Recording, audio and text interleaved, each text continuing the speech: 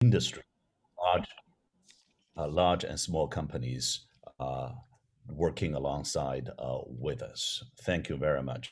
Now that Zoom announced that this meeting is being recorded, I think I better stop right here and turn the mic back to Jeff Perry to have a wonderful morning. Thank you, Dean Chiang. I'm sorry our recording process is maybe a little bit delayed, but it was not intended to stop you. It was really a delay on our part. The meeting is recorded. CiENS, our Center for Intelligent Energy Systems, is now about to proceed with greetings from Professor Kim.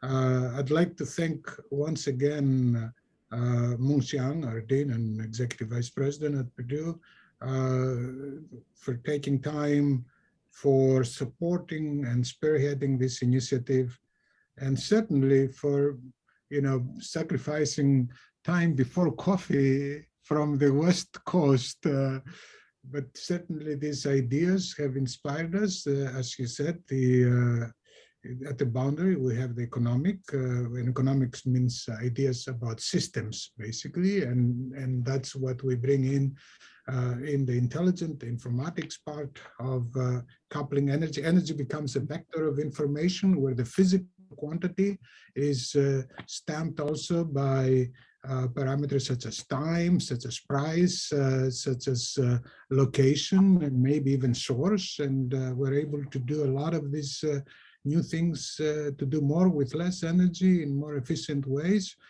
but also, to spearhead innovation as the solution. Innovation really is something that is promising to revolutionize what is coming.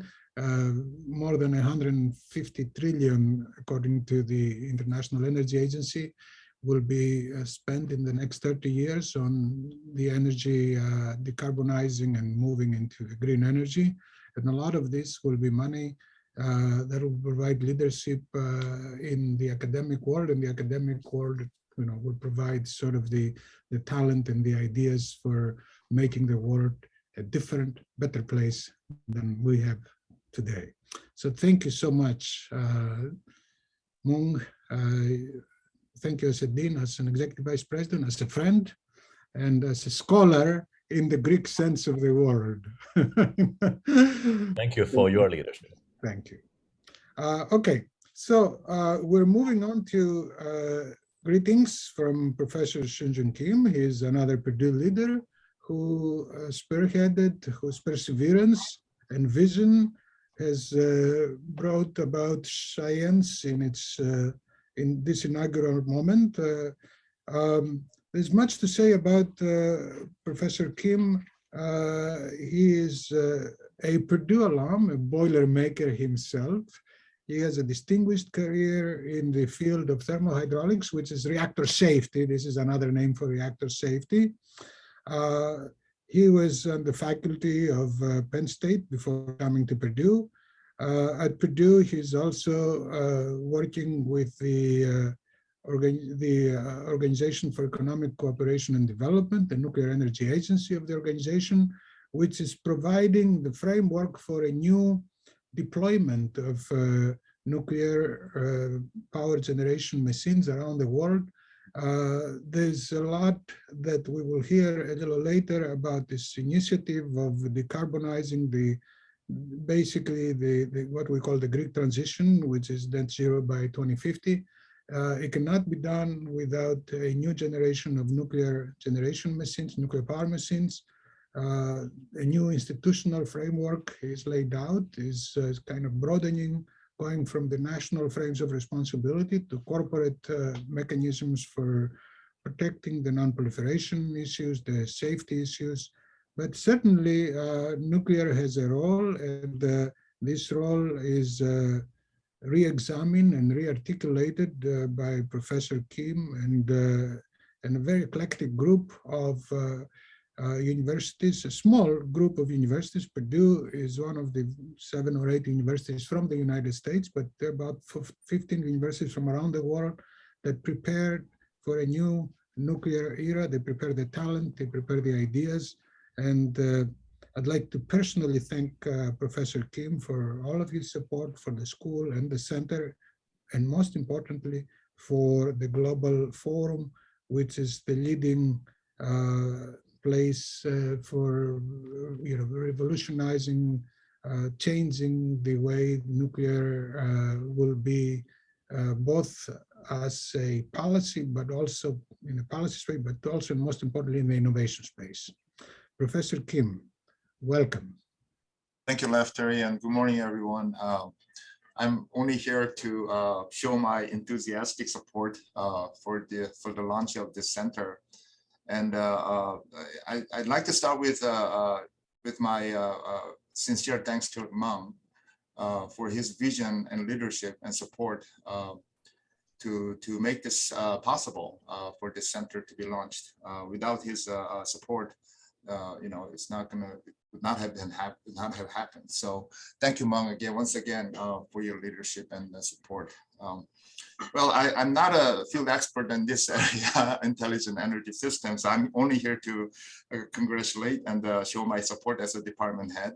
And once again, congratulations to Leftery and everyone for this successful launch of the Center of Intelligent Energy Systems. And I was quite impressed by looking at the group of faculty leaders, scholars, as you put it, and also industry partners to gather together and to help this center move forward successful. So I was quite impressed, and thank you, Leftery, for your great achievement, and so congratulations. I think Purdue is in a very unique position in this area of intelligent energy system, because we have not only we have capabilities for both cyber and physical, facilities and experts in this area. So I firmly believe that this Center of Intelligent Energy Systems can provide all of us a great platform for collaboration and to lead some of the national, project, and also claim a space that is not existing actually currently for the space of by connecting the energy system to intelligent digital control systems. So I'm very much looking forward to provide my support in any shape or form for the center. And I once again thank you so much from Meng, and also congratulations to Leftery for launching this center. Thank you. Thank you, Shunjun.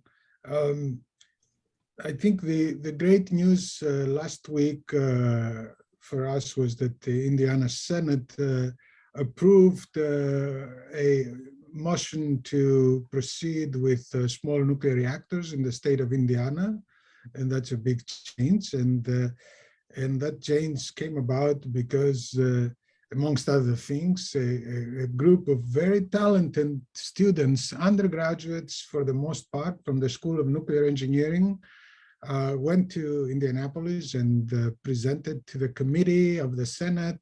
And I think this made a huge difference. The Indiana statesmen and politicians embraced this group of young people whose interest is professional, but also is an interest as citizens, as people who are involved with the agonies of the day, the scholarly definition that I mentioned earlier. I think it fits, this new small modular reactors, which come about also not only in the state of Indiana, in the whole nation, the world, for producing electricity inexpensively, safely. In many ways, water is also the critical kind of resource that these reactors can provide. And but definitely the scale is different, the flexibility is different, and it's just such a wonderful thing, a serendipitous connection that a Purdue alum, Dr. Vivek Agarwal, who has been a scholar of systems and informatics and intelligence systems. He is a distinguished scientist in the Idaho National Laboratory. A couple of years ago, he was selected as one of the best young scientists in America and taken to the White House to be honored by the President of the United States. Vivek has received the PCASE Award, the Presidential Early Career Award. I cannot tell you how wonderful it is to have these young nuclear engineering students presenting the technical details of small modular reactors to the legislature of the state, and how wonderful it is for us to have Vivek Agarwal talking and presenting to us the latest in the small battery-like reactors, fusion reactors. So Vivek, thank you for being here in this inaugural meeting. Thank you for taking time. I know your time is very precious and limited, and you are in Idaho time. Without further ado, I will turn the floor to you. Again, thank you and congratulations for all the great things you are accomplishing there. Okay, thank you, Dr. Sokolos. I hope you can hear me okay. We can hear you fine. Okay, good. First of all, I should extend my very great thank you to Dr. Sokolos for inviting me to give a talk. And it's a wonderful initiative, a Center of Intelligent Energy System, because that's the future, the energy system. We have to transform, and intelligence has a role to play. It was a very good introduction by Dean Chang and the support we have receiving from Professor Kim. It's really wonderful. And it's good to hear that Indiana legislature passed the building of a small modular reactor. That is because that is where we are behind. We need to build, we have to demonstrate to keep our leadership. And it is also, before I go ahead and talk about the fission battery initiative and the work we are doing at Idaho National Laboratory to sustain the future of the energy system, I would like to say that it's a very great pleasure to see Dr. Sokolos after 11 years, virtually though. And also Professor Arden. So I have two extremes. I have a professor in the meeting with whom I took my first class, Dr. Sokolos, and also the professor with whom I took the last class while I was a graduate student, Professor Arden. So yeah, it's a journey. And since I graduated from Purdue, I've been with Idaho National Laboratory, working on many projects. And recently I've been leading the fission battery initiative, which is a bold initiative which is a grand challenge. We are looking at saying how we can make nuclear energy to be functional like a battery. There are lots of characteristics that the nuclear reactor has to transform before it can be used as a battery. So I have a short presentation and which I'd like to share with this group. But before I start my presentation, I should apologize. I have a hard stop at 8 a.m. my time, which is 10 a.m. your time. And I would have to excuse myself for the rest of the meeting. But Dr. Sokolos has my contact information, and you can reach me anytime and for any questions you have. I'll be more than happy to address them. So I'm just going to go ahead and quickly share my slides.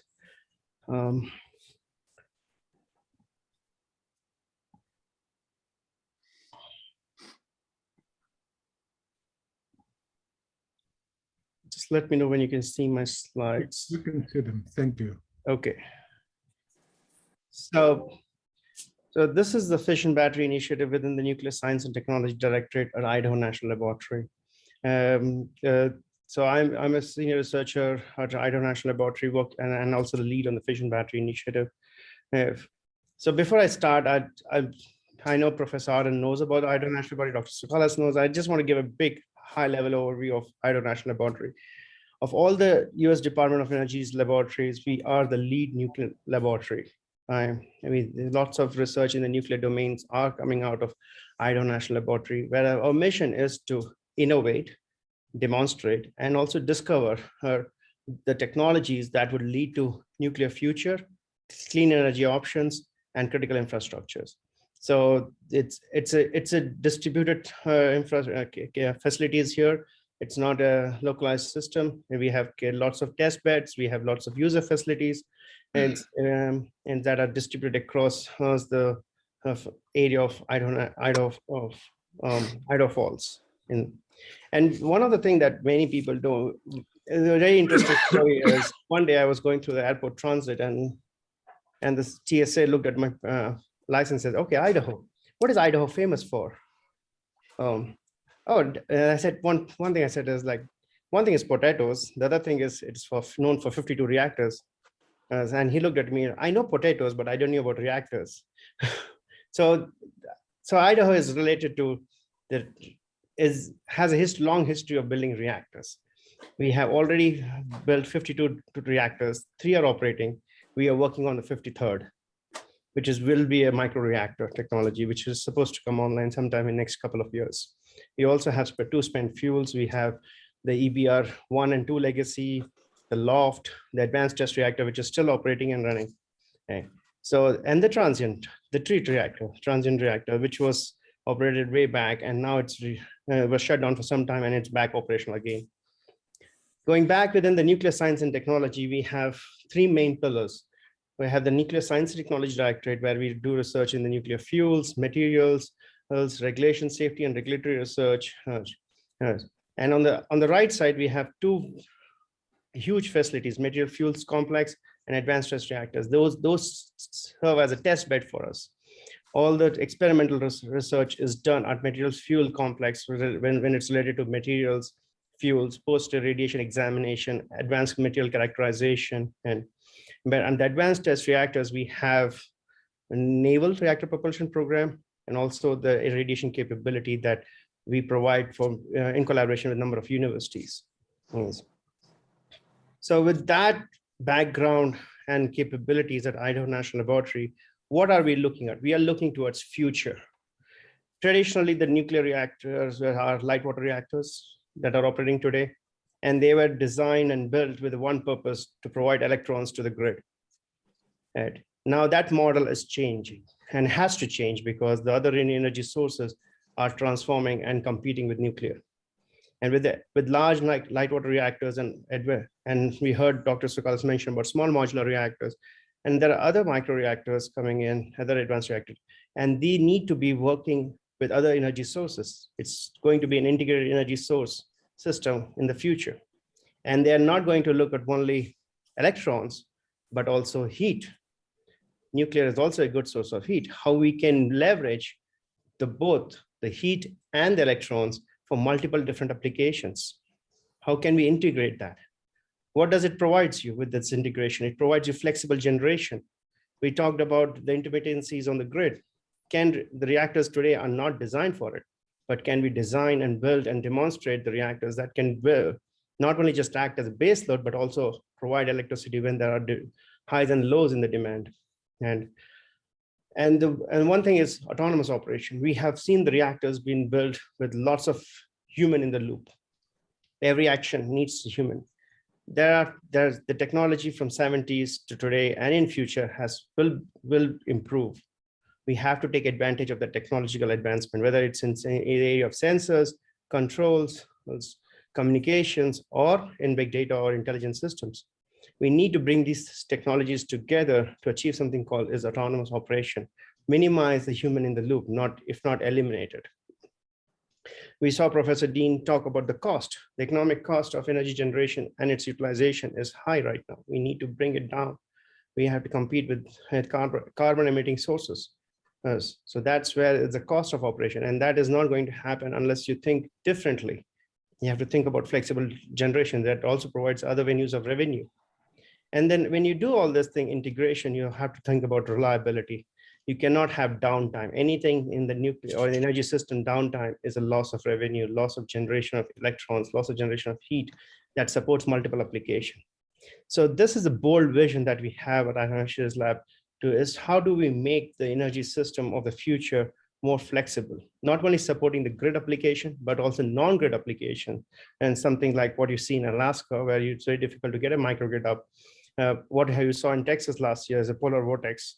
What happens and to support that? That's part of critical infrastructure and energy need.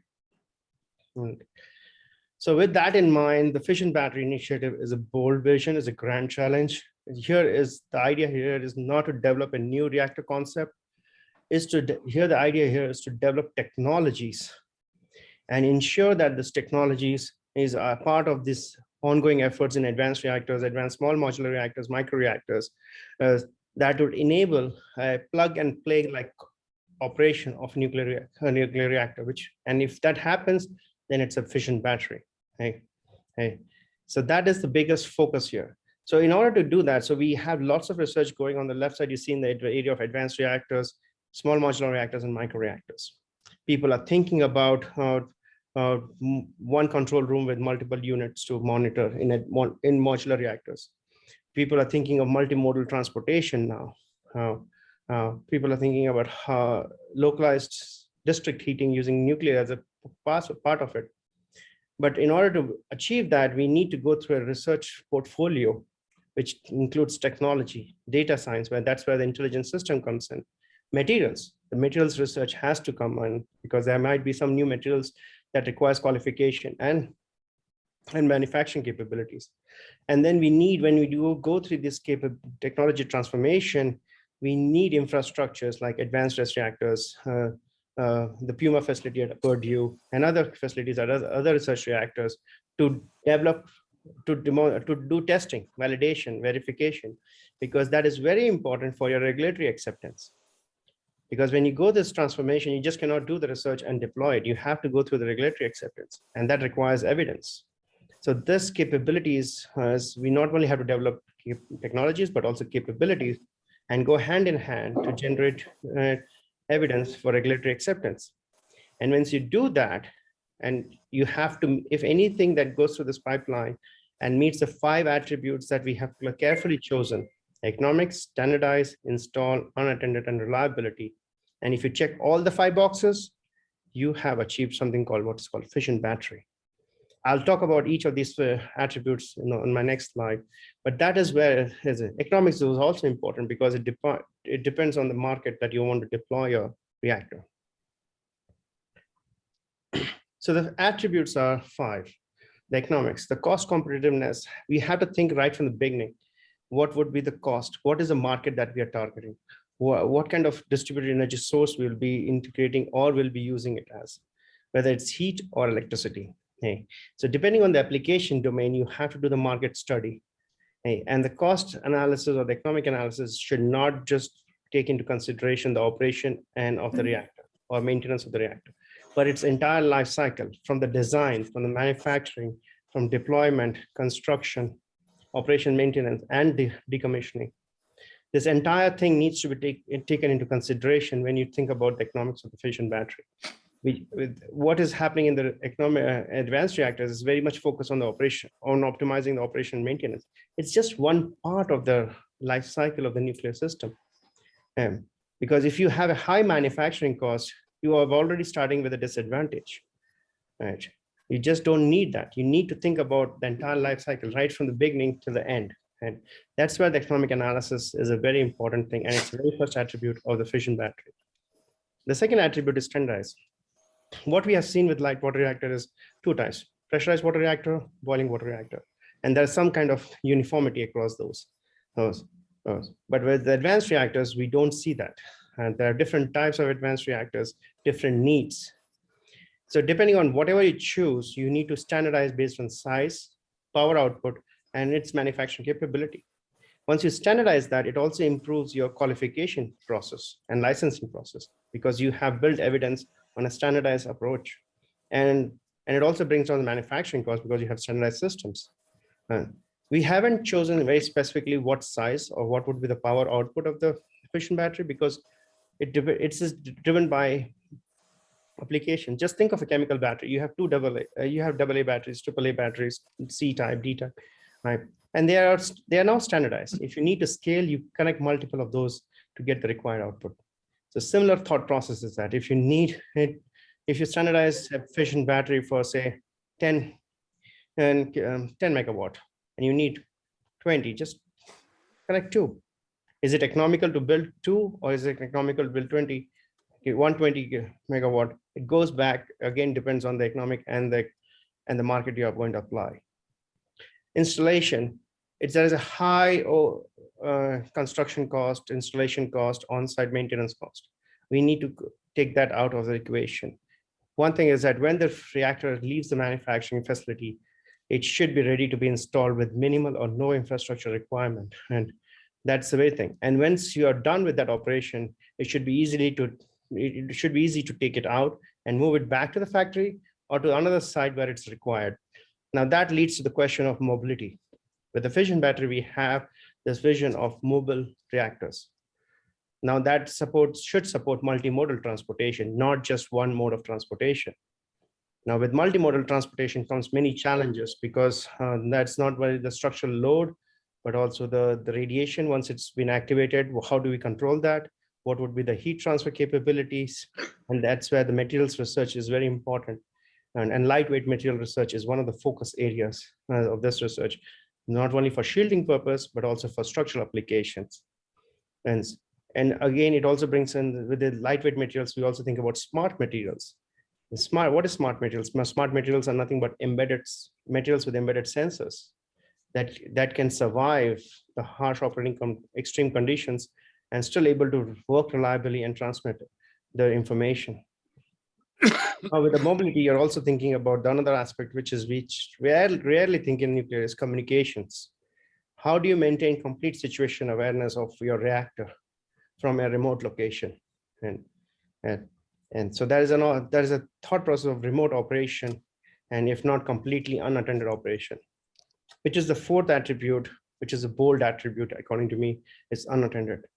Security becomes the biggest concern: cyber security, cyber physical security, and even the operation of the reactor. We want to build a system where we can come in, install it, turn it on, and walk away from it. Is it feasible? There are technologies, but is it feasible in nuclear? Again, it's a bold step. It will not happen overnight. There's a level of autonomy that we need to slowly achieve.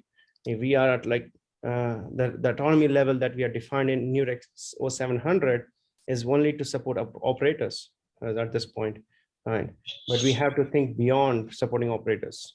What if operator is not available? How we can make sure that the reactor operates safely?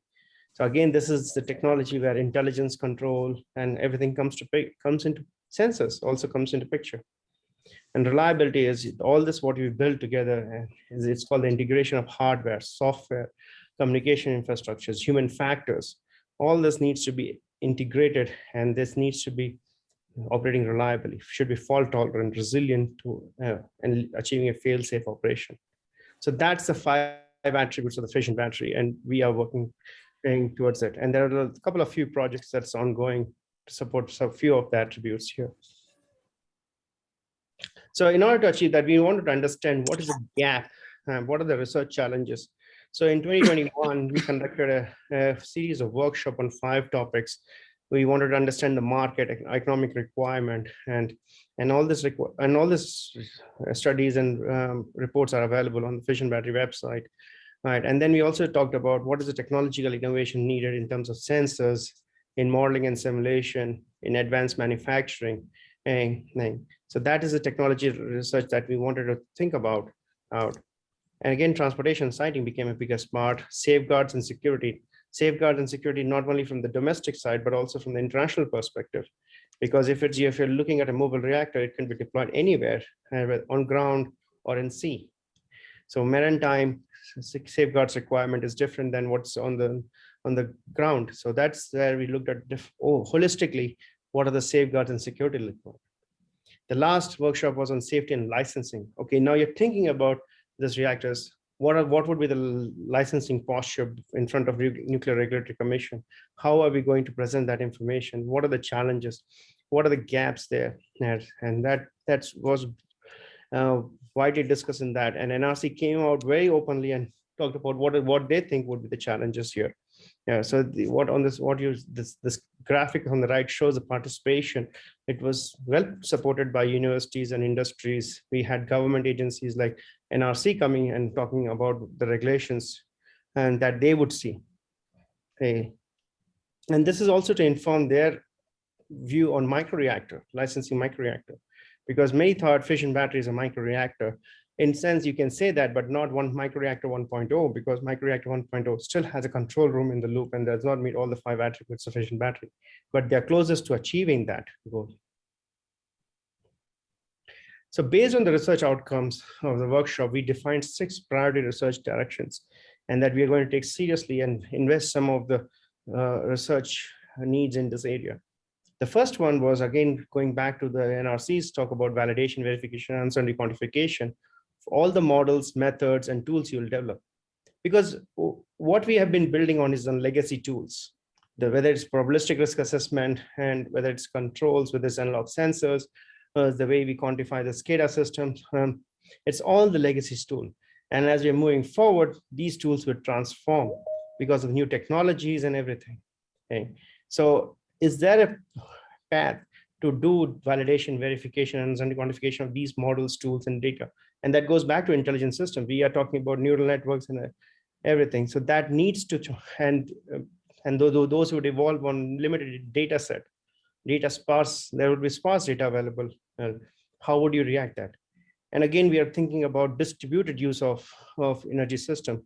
With that in mind, distributed energy use of mind, its interaction with the grid or non-grid application. How does that impact the tools that you're going to develop? What are the factors that you need to take into consideration in your method that would compensate for the other external factors, external hazards? It's because nuclear will be a part of a critical infrastructure. You need to do the hazard analysis. So all this needs a very thoughtful approach and quantification of uncertainty. Second thing, that is remote monitoring, secure remote monitoring. That is something that we have never looked at in the nuclear. We have always had a control room in the on-site. It's hardwired connections. We have buttons to push, reactors cramp. But what if we have a microreactor deployed in a remote location, and how can we maintain complete situation awareness? What is happening with those reactors, whether it's fission battery, microreactor, and what kind of communication infrastructures we need, what level of information transfer we need in one way or two way, because we cannot overload the transmission network. What is optimal number of sensors and the